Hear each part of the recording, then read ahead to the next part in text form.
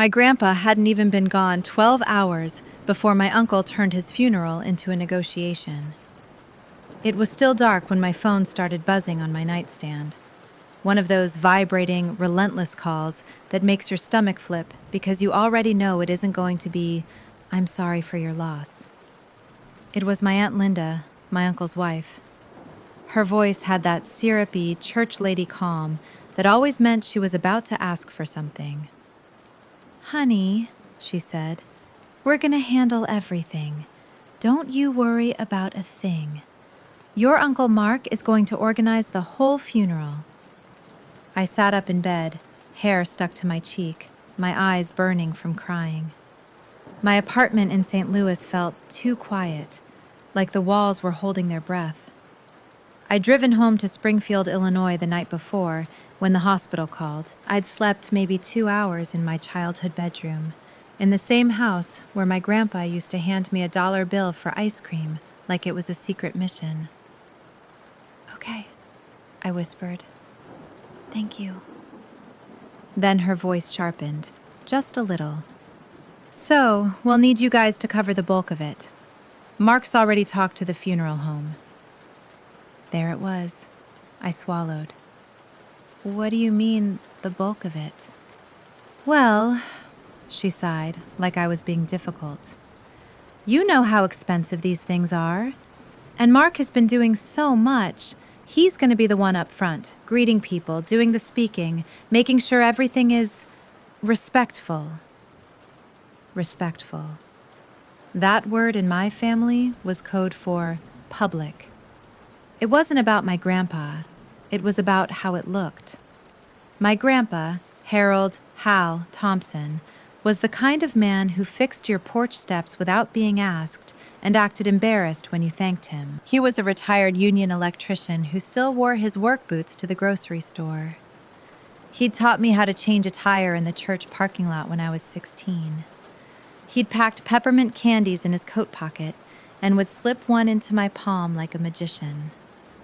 And now, before the sun had even come up, his death was already being used as a stage.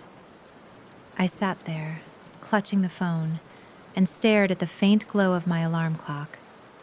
5:18 a.m. "Linda," I said carefully, "what did the funeral home quote you?" A pause. The kind of pause where you can hear someone thinking, "How do I say this without sounding like I'm doing exactly what I'm doing?" "Oh, it's just the usual stuff," she said. "Visitation, service, burial, flowers, the luncheon. We want to do it right." "Give me the number," I said. She made a little tisk sound. "Sweetie, now's not the time to nickel and dime. This is your grandpa." My jaw tightened. I could feel the grief in my chest like a heavy hand, but underneath it was something else. A familiar heat, because I knew this pattern. I'd watched my Uncle Mark play hero for as long as I could remember. He was loud, charismatic, the kind of man who hugged you too hard in public and then forgot your birthday in private. He was the type who loved standing at the front of church, holding the microphone, talking about family values, like he was auditioning for something. But when it came to actual responsibilities, doctor appointments, prescriptions, hospital bills, he always somehow disappeared. And the one who picked up the pieces? It was always my mom. And then, once my mom burned out, it was me. I'm Rachel Thompson. I'm 35. I work in operations for a regional healthcare network. The kind of job where you're trained to see systems, track money, and catch quiet little leaks before they become disasters. I'm also the kind of daughter and granddaughter who actually shows up. When Grandpa's blood pressure started spiking last year, it was my mom, Susan, who drove him to cardiology. When his medication got changed and he couldn't afford the copay, it was me who set up a pharmacy discount program and covered the difference. When he fell in his kitchen and bruised his hip, it was my mom who slept on his recliner for 3 nights. When Mark posted on Facebook, "Pray for Dad, I'm at the hospital," he stayed for 45 minutes, took a selfie with Grandpa's hand in the frame, and left because work was crazy. So hearing Linda say, "Mark's been doing so much," while asking us to pay, something in me went still. Not cold, not numb, just steady. "Linda," I said, "I want the breakdown. Email it, text it, whatever you have." "You're making this about money," she snapped, and the sweetness vanished. "Honestly, Rachel, it's disgusting." It wasn't a fair accusation, and that's why it worked on people. Because grief makes you feel guilty for being practical. But practical was the only thing keeping my grandpa from being used. "I'm making it about transparency," I said, voice low. "If we're paying, we're seeing it." There was another pause, shorter this time. Then she said, "Mark will call you later," and hung up. I stared at the phone in my hand. My chest ached. And I suddenly knew with a clarity that made my stomach drop that if I didn't set rules right now, my grandpa's funeral would become another one of those family stories where my uncle got credit and everyone else got a bill. I got out of bed and went downstairs to the kitchen, where the coffee maker sat like a lifeline. My mom was at the table already, wearing the same sweater she'd worn to the hospital. Her eyes were swollen, her hair pulled into a messy bun. In front of her was a yellow legal pad filled with shaky handwriting. "She called you," my mom said without looking up. I froze with my hand on the coffee scoop. "Linda?" My mom nodded. "Mark wants to take charge." I let out a slow breath. "And make us pay." My mom's mouth pressed into a thin line. "She said Mark's been so stressed." My mom's voice cracked on the word. "Rachel, I can't do this. I can't fight with them right now. Dad just..." I walked over and put my hand on her shoulder. "I know," I said gently. "You shouldn't have to." She looked up at me, eyes glassy. "Then don't.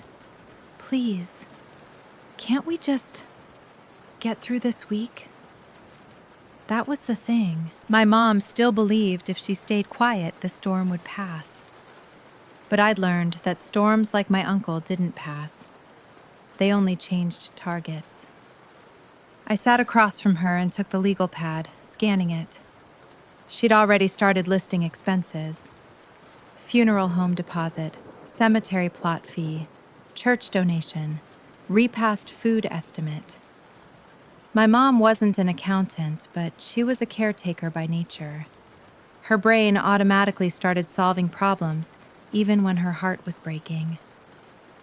"Mom," I said softly, "we can get through the week and not get played."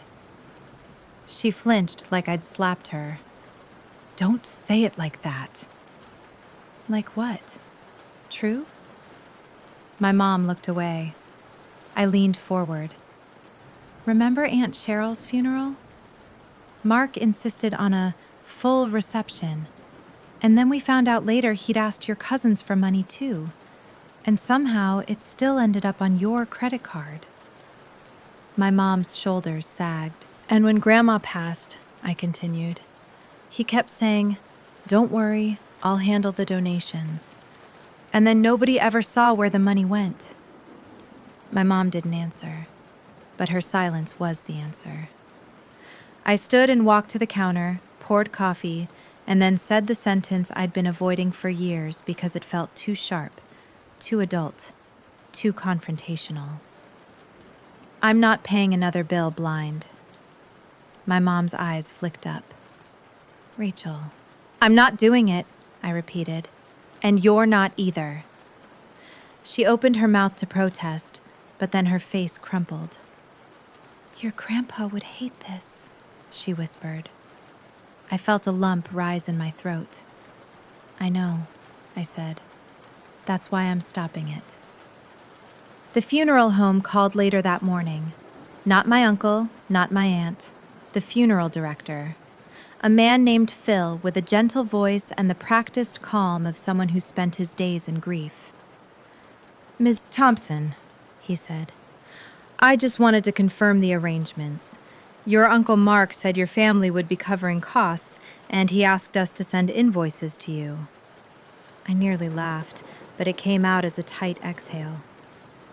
"Phil," I said, "before we confirm anything, I need to know, who signed the contract?"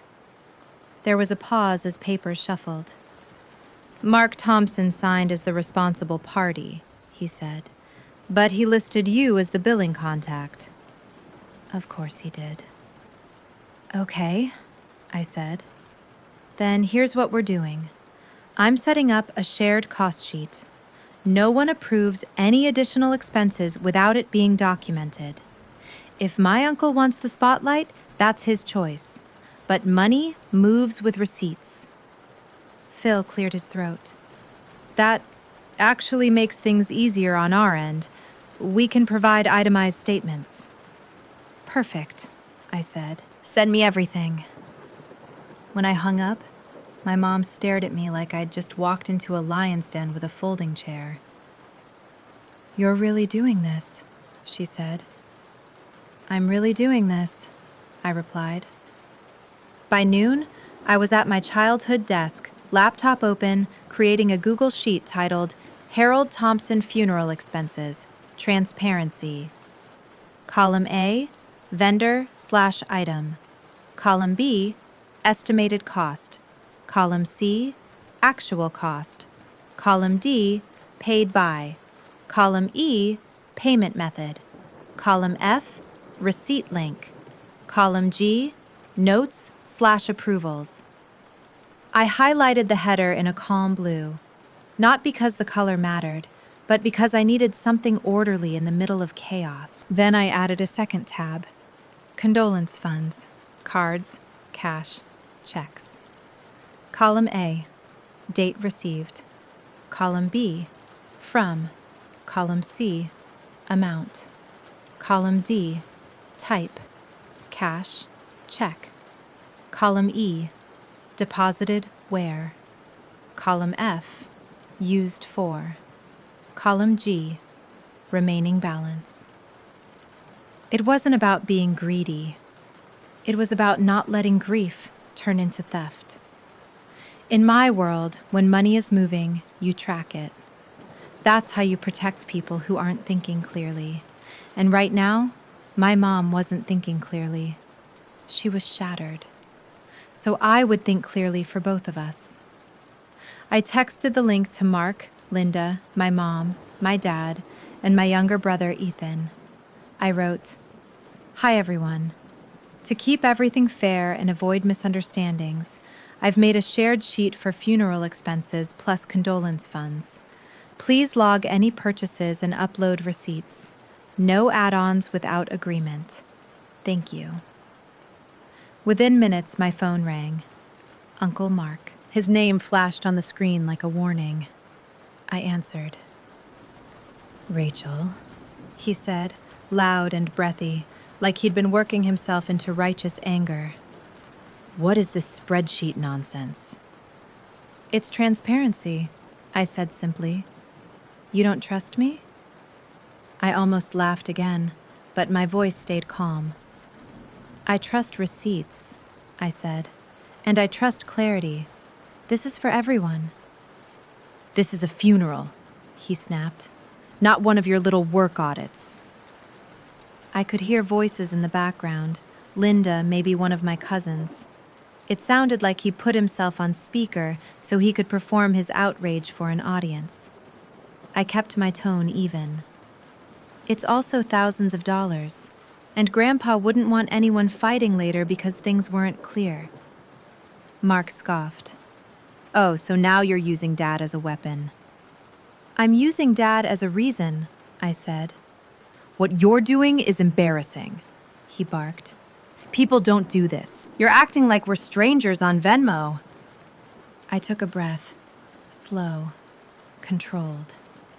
Mark, I said, you asked the funeral home to bill me. That makes me responsible. If I'm responsible, I'm tracking it. His voice rose. You're making this about money. No, I said. You're making it about image. I'm making it about not dumping hidden bills on Mom while you take credit.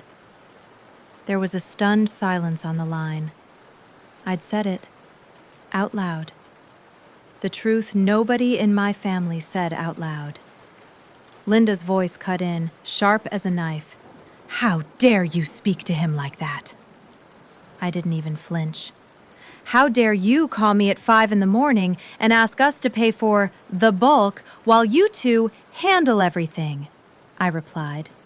Either we're a team or we're not. Mark's breath sounded heavy, like he was trying to decide between yelling and hanging up. Then he said, slow and venomous, you always think you're smarter than everyone. I almost softened because grief does that. It makes you crave peace.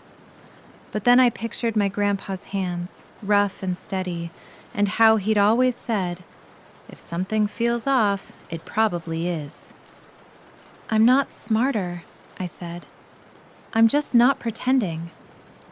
I heard him scoff again. Fine, he said. Whatever. Do your spreadsheet. But don't come crying to me when the family says you ruined your grandpa's funeral. Then he hung up. I stared at the phone. My mom was in the doorway listening. Her eyes were wet. Rachel, she whispered. They're going to hate us. I stood and walked toward her, gently taking her hands. They're going to hate me, I said. And that's okay, because you shouldn't have to pay for their pride. That afternoon, we went to the funeral home to finalize arrangements. Mark was already there, sitting in the lobby like he owned the place. He stood up when we walked in, chest puffed, wearing a black coat that looked like it was purchased specifically for public sympathy. He opened his arms. Susie, he said dramatically, pulling my mom into a hug. My mom stiffened, then patted his back, polite and exhausted. Then he looked at me, and his smile tightened. Rachel, he said, like my name was something sour. Mark, I replied. Linda stood beside him, lips pressed together, her makeup flawless. She looked like she'd been crying, but only in a way that wouldn't smudge her mascara. The funeral director, Phil, greeted us and led us into a small office with soft lighting and tissues on every surface. Phil started going through options, casket choices, flowers, music, programs. Mark jumped in constantly, dominating the conversation. We want something classy, he said, waving a hand. Dad deserves the best. Linda nodded. Absolutely. We were thinking of those big floral sprays, like the ones people remember. I watched them talk about being remembered, like the funeral was an event. When Phil mentioned cost, Mark barely blinked. Then Phil turned to me and said, Since you're listed as the billing contact. Mark cut him off. Yeah, Rachel's got it, he said quickly. She'll handle the money stuff. My mom's face flushed. I smiled, calm. Actually, I said, Mark signed as responsible party, so we're going to split it fairly. The sheet is already set up. Mark's jaw tightened. Phil cleared his throat politely. That works. We can bill multiple parties. Mark leaned back in his chair, eyes narrowing. Rachel, you're really doing this right now. Yes, I said. Linda's eyes flashed. This is so tacky. I looked at her. So is pocketing condolence money, but we're not there yet. Let's start with the funeral home contract. The room went dead quiet. My mom gasped softly, like she couldn't believe I'd said it. Phil blinked, awkward, clearly wishing he could disappear into a cabinet. Mark's face reddened. You have no proof of that, he hissed. I kept my voice gentle. Then you shouldn't be worried about tracking it. We signed a basic package: visitation, service, burial, simple printed programs. Mark kept trying to add upgrades: a live stream package, a premium memorial video, a catered luncheon with upgraded entree options. Every time he suggested something, I asked, "Who's paying for that?" And, "Is that logged in the sheet?" He started to look like he was being forced to answer math questions in public. It wasn't my favorite version of myself, the one who asked over and over, "Who's paying?" But it was necessary, because my uncle was counting on everyone being too sad to argue, and I wasn't going to let grief make us stupid. After the meeting, we stepped out into the cold parking lot. Illinois winter air snapped at my cheeks. My mom pulled her coat tighter and stared at the gray sky. "You embarrassed him," she murmured. "He embarrassed himself," I said quietly. We drove to Grandpa's house next, the little ranch-style home on a quiet street where he'd lived for 40 years. The same house where Christmas mornings smelled like bacon and old carpet. The front porch light was still on from the night before. Inside, the house felt wrong, too quiet, too still. My mom walked straight to Grandpa's recliner and touched the arm like it might still be warm. I went to the kitchen and opened the drawer where Grandpa kept envelopes, manual bills, receipts, little scraps of paper with phone numbers. And there it was, a folder labeled in Grandpa's handwriting, "Important." Inside were copies of his insurance policies, his will, and, unexpectedly, a document naming me as his personal representative for his estate, executor. I stared at it, heart pounding. My grandpa had done this without telling me. I flipped through the pages, hands trembling, and found a note tucked behind it, a plain index card. "Rachel, if you're reading this, I'm gone, and I'm sorry. I didn't want to burden you, but you're the only one I've seen handle things straight. People get funny when there's money involved. Don't let anyone make a mess of this. Be kind. Be firm. Love, Grandpa." I sat at the kitchen table and pressed the card to my chest. My throat burned. Because even in death, my grandpa was protecting us. He knew. He knew exactly what kind of circus might happen. And he chose me anyway. I took a photo of the executor document and the note, not to weaponize it, but because I had a feeling I would need it when the time came to stop people from rewriting the story. That night, after my mom fell asleep, I sat on my childhood bed and started compiling. Not revenge, evidence. I asked my mom for all the hospital statements she'd paid. We went through her online banking, payments to clinics, pharmacies, co-pays. We printed out receipts, not because we wanted credit, because my uncle always claimed credit, and I was tired of watching my mom get erased.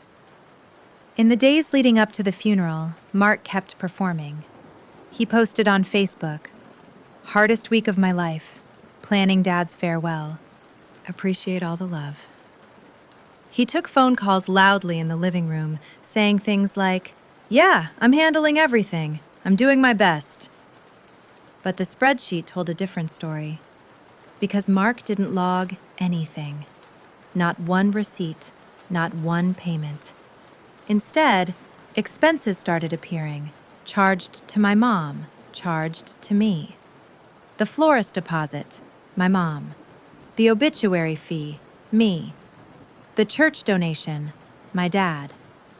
When I texted Mark reminders to log expenses, he'd respond with one-liners like, "Busy, later, not now."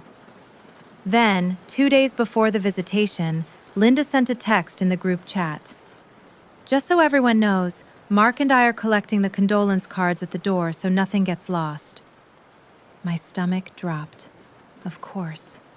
Because condolence cards were cash, checks, gift cards, and the easiest money in the world to misplace. I replied immediately, No, we'll set up a lockbox and we'll log each card in the condolence sheet. Linda replied. Rachel, this is insane. Mark replied. Stop turning Dad's funeral into a finance meeting. I stared at the screen for a long moment. Then I typed. Then stop treating it like a fundraiser you control. No one responded after that. The day of the visitation, the funeral home smelled like lilies and carpet cleaner. The lighting was soft, warm, designed to make grief feel manageable. My grandpa lay in the casket looking smaller than I'd ever seen him. His hands were folded neatly. Someone had placed his old union pin on the inside lining. I walked up, held my mom's hand, and felt her tremble. I'm here, I whispered. She nodded without looking at me. Mark stood near the entrance, shaking hands, playing the role of the grieving son. He wore a black suit, the kind that made him look important. Linda stood beside him with a clipboard. A clipboard. I almost laughed from shock. People filed in. Neighbors, church friends, old coworkers. They hugged my mom. They hugged me. They said, he was a good man. Then they walked past Mark and Linda, dropping condolence cards into a basket Linda held like she was collecting tickets. I moved closer. Linda, I said quietly, where's the lockbox? Her smile was tight. Rachel, not now. I looked at Mark. We discussed this. Mark leaned toward me, voice low and furious. Do not start a scene. I felt my heart pound. Then I saw it. A small detail. A side door to the office area, slightly ajar. And through it, I watched Linda step in for a moment, holding the basket of cards.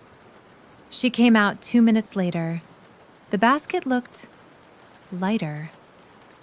My stomach sank. I didn't accuse her then, not yet. Because the worst thing you can do with people like Mark and Linda is confront them without proof. They'll turn it into a character attack. They'll make you the villain. So I did what I do best. I watched, I waited, and I documented. During the visitation, I slipped away to the restroom, opened my phone, and emailed Phil, the funeral director. Hi, Phil. Quick question. Do you have security cameras in the lobby hallway near the office doors? He replied 15 minutes later. Yes, for safety. Why? I stared at the message, pulse steady. I typed back. Because condolence cards are being handled without transparency. I'm the executor. I may need footage if money goes missing. My finger hovered before I hit send. Then I sent it. The next hour felt like walking through thick mud. People cried. People laughed softly at memories. Someone brought a casserole like it was still 1998. Mark gave a dramatic speech near the casket, talking about how he and Grandpa were best friends, how Grandpa always relied on him. I watched my mom's face. She didn't correct him. She just stared at her hands. That was when I realized this wasn't just about money. It was about narrative. If Mark controlled the funeral, he controlled the story. And if he controlled the story, he controlled what people believed later, about who showed up, who cared, who mattered. And my mom, my exhausted, grieving mom, would once again be the invisible workhorse behind the scenes. The next morning was the service. The church was full. The kind of full that makes you feel like the air is heavy with perfume and grief. My grandpa's photo sat near the altar, him smiling in a fishing hat, sunburned and happy. Mark insisted on sitting in the front row center aisle, like a politician. My mom sat beside him because she didn't have the energy to fight placement. I sat on the other side of my mom, close enough to feel her shaking leg. The pastor spoke about kindness, about legacy, about how Harold Thompson gave without expecting anything. My throat tightened at that, because that was true. And because I knew some people in that room were about to prove they didn't deserve him. After the service, we went to the cemetery. The wind cut through our coats, and someone's child started crying, the sound thin and startling in the open air. The burial was simple: a prayer, a final look. My mom dropped a small handful of dirt into the grave and whispered something I couldn't hear. Then it was over. Then came the repast, the luncheon. That's where the real war started, because funerals are polite until food appears. The repast was held in the church fellowship hall, long folding tables covered in white paper cloths, aluminum trays of baked chicken, green beans, mashed potatoes, rolls. Mark and Linda stood near the entrance again, and there it was, the basket. Condolence cards, sitting behind their table like a tip jar.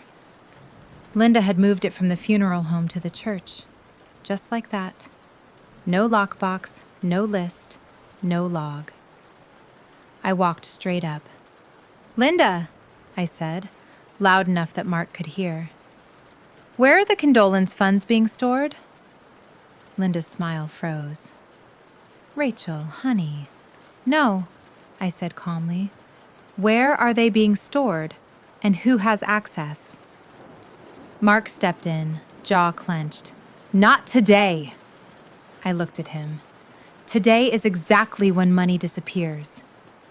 His eyes widened, furious. People started noticing. A few heads turned. My mom's face went pale. Mark leaned close, voice like a warning. "If you embarrass us right now..." "Us?" I asked softly. "Or you?" He flinched. Linda snapped, "This is so inappropriate." I didn't raise my voice. I didn't need to. I reached into my purse and pulled out a small black lockbox I'd bought at Walmart the night before, one of those metal cash boxes with a key. I set it on the table gently. "Here's what we're doing," I said, clear and steady. "Every condolence card goes into this box. 2 keys, one with me as executor, one with Mom. We log each card on the sheet, name and amount if there's a check.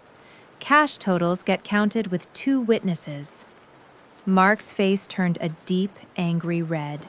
Linda scoffed loudly. "This is disgusting.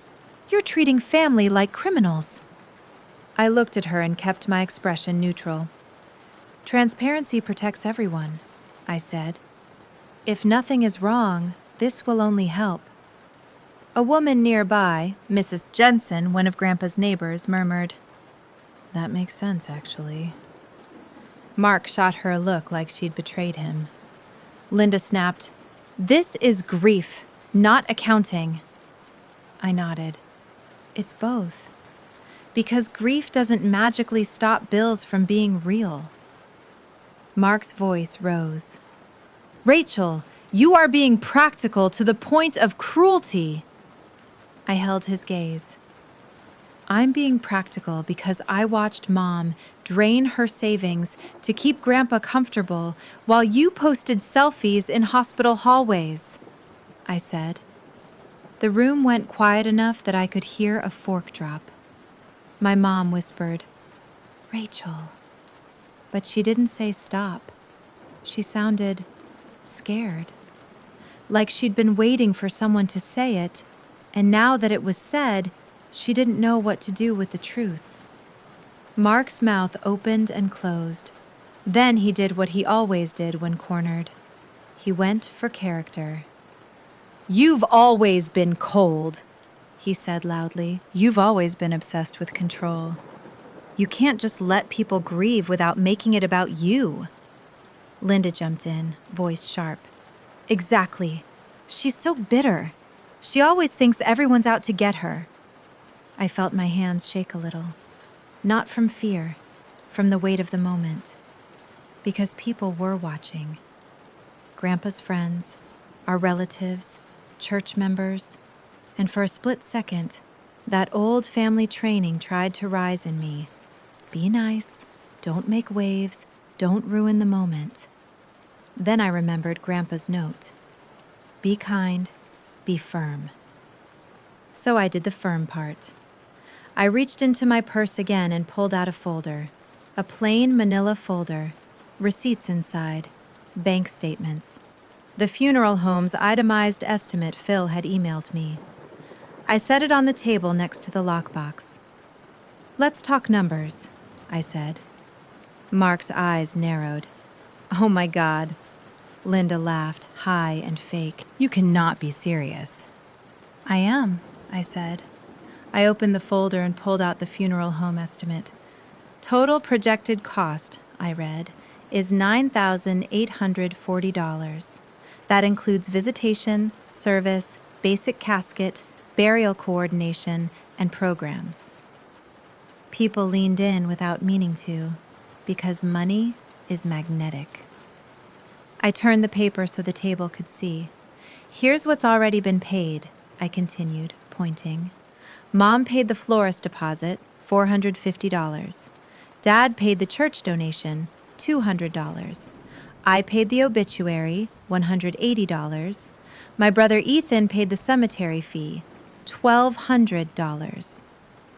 Mark's face was stiff now. Mark, I said, and my voice stayed even. What have you paid? A beat. Then he snapped. I'm organizing everything. That's what I'm doing. I nodded slowly. So nothing, I said. Linda's face tightened. He's been the one doing all the emotional labor. Emotional labor. I almost smiled, because that phrase was always used by people who didn't do the real labor. I'm not denying you're speaking to people, I said, but speaking isn't paying. Mark hissed, Rachel, stop. I lifted another sheet. And here, I said, is what you asked Mom to cover the bulk of. I tapped the line items Mark had tried to add. Premium memorial video package, $900. Catered upgraded entree, $650. Live stream service, $300. Floral statement spray, $500. I looked at him. You wanted to upgrade Grandpa's funeral for appearances, I said quietly, and have everyone else cover it. Linda's cheeks flushed. Mark's eyes darted around. He could feel the room, because this wasn't just me versus him anymore. This was the room versus the story he'd been selling. And then I went for the thing he thought he'd already secured. Now, I said, turning to the lockbox, the condolence funds. Linda's voice went sharp. Do not! I held up a hand. We will. I looked at my mom. Mom, I said gently, how many condolence cards have you seen today? My mom blinked like she was waking up. I haven't. Mark said... Exactly, I said softly. Then I looked around the room. Many of you brought cards, I said. Some brought checks. Some brought cash. That money is meant to help cover funeral expenses, help Grandma's household if needed, help settle final bills. It is not meant to disappear into someone's pocket without accountability. Linda stepped forward, voice trembling with rage. You are accusing us of theft at your own grandfather's luncheon. I didn't flinch. I'm accusing you of refusing transparency, I said. And that tells me everything. Mark slammed his palm lightly on the table, trying to reassert dominance. You're sick. I took a slow breath. Then I pulled out my phone. I emailed Phil, I said calmly. The funeral director. The funeral home has cameras. If condolence funds go missing, I will request footage. A ripple went through the room like a gust of wind. Linda's eyes widened. Mark's face went pale for half a second before the anger tried to come back. You wouldn't, he said, but his voice wasn't as confident now. I tilted my head. I'm the executor, I said. I absolutely would. Then I did something that felt like jumping off a cliff. I opened the condolence sheet on my phone, held it up, and said, "We're logging, right now. Anyone who wants confirmation their check is recorded, come to this table. We'll do it respectfully." I expected chaos. I expected shouting, but what happened was quieter and somehow more brutal. People started lining up. Not dramatically, just quietly, one by one. Mrs. Jensen came first, holding a small envelope. "I wrote a check," she murmured, eyes kind but firm. "I'd like to make sure it goes where it's supposed to." Then another, then another. Even my uncle's own church buddies. And Mark stood there, frozen, watching the room choose accountability over his performance. Linda's lips trembled. Mark's throat bobbed as he swallowed. My mom sat down hard in a folding chair like her knees had given out. And for the first time all week, I saw something on my mom's face that wasn't grief or fear. It was relief, because someone else was carrying the hard part. We logged checks, we logged names, we put cash in the lockbox. We had my dad and my brother Ethan as witnesses for cash counting. Ethan looked at me once, eyes wide, and mouthed, "Holy crap." I gave him a small, tired smile. Mark hovered nearby like a furious ghost. Finally, when the line slowed, he stepped closer and hissed, "You think you're some kind of hero." I looked at him. "I'm not a hero," I said quietly. "I'm just not letting you steal Grandpa's goodbye." His eyes flashed. Then he did something I didn't expect. He grabbed the basket, the original condolence basket, and lifted it. It was lighter than it should have been. He set it down hard and said too loudly, "Fine, here, take it. Count whatever you want." Linda grabbed his arm. "Mark." But I was already opening it. Inside were a few envelopes. Not many. Not enough.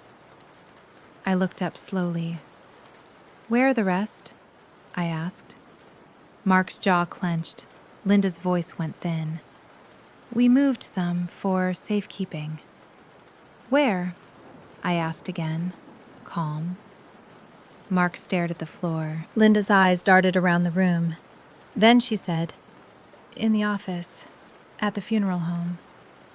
I nodded. "Phil," I said, turning toward the pastor, "can you call Phil for us?" The pastor blinked, startled.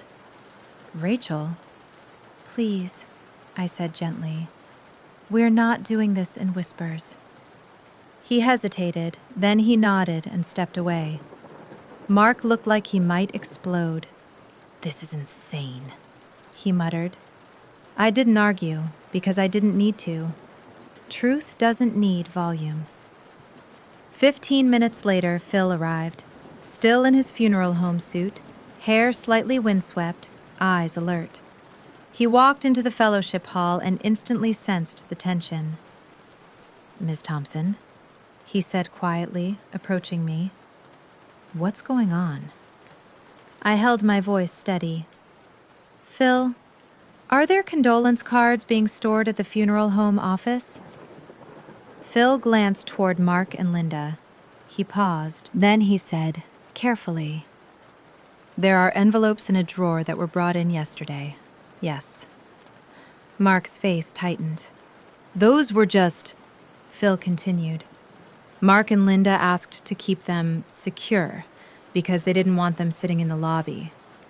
Linda jumped in. "Exactly. See? We were protecting them." I nodded. "And how many envelopes?" I asked. Phil hesitated, then said, "I didn't count, but it was a stack." I looked at Mark. "Bring them here," I said. Mark laughed bitterly. "No." Phil cleared his throat. Ms. Thompson is listed as the executor in the documents you provided. If she requests them, we can release them." Mark's eyes snapped to me. "How did you—" I didn't answer that. I didn't have to, because Grandpa had already answered it with that index card. Mark's shoulders sagged, just slightly, like something inside him was slipping. Linda grabbed his sleeve. "Mark, don't let her!" But Mark was watching the room again. The room that was no longer on his side. He muttered something under his breath and stormed out. Linda followed, face tight with panic. My mom covered her mouth with her hand and started crying again. Not loud, not dramatic, just quietly, like something had cracked open inside her. I sat beside her and wrapped an arm around her shoulders. "I'm sorry," she whispered. "For what?" I asked. "For making you be the bad guy." I swallowed hard. "I chose this," I said softly. "And Grandpa chose me for a reason." An hour later, Mark came back with a paper bag. A brown paper bag like it was groceries. Inside were condolence envelopes. A thick stack. Some crumpled, some opened, some resealed sloppily. Linda stayed near the door, refusing to make eye contact. Mark dropped the bag on the table and said, voice harsh, "There, happy?" Phil looked uncomfortable but stayed. I opened the bag slowly, and then I saw it. Several checks were missing from their envelopes. I didn't even have to count yet, because some envelopes had that check stub look. Empty, light, like someone had slid the contents out. My stomach rolled, but my voice stayed steady. "Mark," I said softly, "where are the checks?" Mark's face turned red again. "What are you talking about?" I lifted one empty envelope and held it up. "This was opened," I said, "and it's empty." Linda's voice cracked. "We were just sorting." "Sorting into what?" I asked. "Your pocket?" My mom gasped softly. Mark stepped forward, pointing a finger at me. "You are a nasty little—" I cut him off, not with yelling, but with calm. "I'm requesting the footage," I said, turning to Phil, "from the funeral home office hallway and the lobby, yesterday, from the moment the basket entered the building to the moment it left." Phil's eyes widened slightly. He looked at Mark, then he nodded. "Okay." Linda made a strangled sound. Mark's finger dropped. And in that moment, something shifted. Because Mark realized what he'd built his whole life on, charm, volume, moral grandstanding, didn't work against Ada. You can argue feelings, you can't argue timestamps. Mark tried one last move. He straightened his posture, lifted his chin, and said loudly, "This is what grief does. It turns people against each other. Rachel has always been jealous of me. She wants to control everything. She's sick." The room didn't respond the way he expected. No chorus of agreement, no sympathetic murmurs. Instead, Mrs. Jensen quietly said, "Harold would be ashamed." It hit like a slap. Mark blinked. Linda's eyes filled with tears, not grief tears, fear tears. I didn't smile. I didn't gloat. I just said, "We're going to finish this with integrity." We counted everything: checks, cash, gift cards, 2 witnesses, a running total. We logged it all. When the final tally was done, the condolence funds total came to $6,410. Phil verified the funeral home balance due, $6,980 after prior payments. I looked at the numbers and made a decision right there in front of everyone. "We'll apply all condolence funds to the funeral bill first," I said. Any remaining balance will be split fairly among immediate family members who contributed, based on documented payments. Mark scoffed bitterly. Of course you'd do it like a business. I looked at him. No, I said. I'm doing it like Grandpa would. Fair, clear, no games. And then, because I knew Mark would try to rewrite the story later, I did one more thing.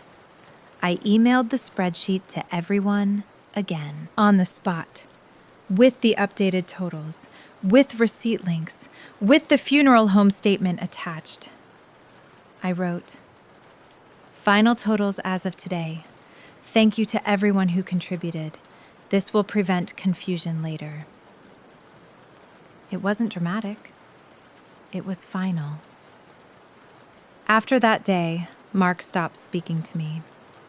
He told people I ruined Grandpa's funeral. He told relatives I cared more about money than family. He tried to paint himself as the wounded party, but it didn't stick the way it used to. Because something about seeing receipts laid out, clean and plain, had changed how people looked at him. For the next 2 weeks, I handled executor duties, paperwork, estate accounts, closing out Grandpa's utilities, transferring the car title, ordering death certificates. And every time Mark tried to insert himself, I answered with one sentence: "Put it in writing." He hated that, because writing doesn't forget. One evening, about a month later, my mom and I sat on her porch with 2 mugs of tea. The air was cold, but not cruel. The sky a pale gray blue. The neighborhood was quiet, the kind of quiet that feels like you're finally allowed to breathe. My mom stared out at the street for a long time. Then she said, softly, "I didn't know it could feel like this." "Like what?" I asked. "Like not being scared of my own family," she whispered. I swallowed hard. "That's what Grandpa wanted," I said. "Peace, not performance." My mom nodded slowly, eyes shining. "Thank you," she said, "for being firm when I couldn't." I reached over and squeezed her hand. "I didn't do it to punish anyone," I said. "I did it to stop the bleeding." A week later, I got a text from Ethan. Just 2 words. Mark apologized. I stared at it, surprised. Then a second text. Sort of. He said he didn't realize how it looked. I exhaled slowly. "Do you believe him?" I typed back. Ethan replied, "No, but he's quieter now." I leaned back in my chair and let that sit. Because sometimes justice isn't someone dramatically falling to their knees. Sometimes it's just a person losing the microphone. Months passed. My mom stopped answering Linda's calls immediately. She started saying, "I'll get back to you," and actually meaning it. She started asking for receipts when anyone asked for help. She started choosing herself. And as for me, I didn't become the family villain. Not really. I became the person they couldn't manipulate anymore. At Christmas, Mark kept his distance, acting polite but stiff. Linda avoided eye contact. The air was tense but manageable. And when someone tried to joke, "Oh, don't let Rachel see that receipt," my mom surprised everyone by smiling and saying, "Actually, I like that she does it. It keeps us honest." Mark's face tightened, but he didn't argue, because he couldn't.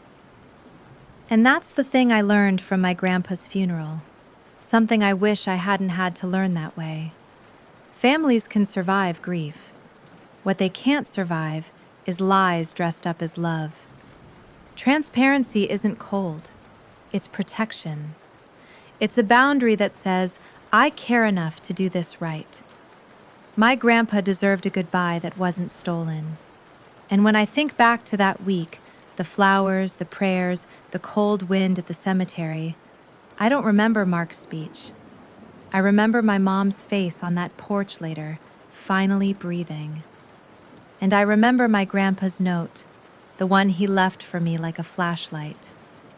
Be kind, be firm. That's what I did. And for the first time in a long time, our family started moving forward with the truth in the open, where it belongs.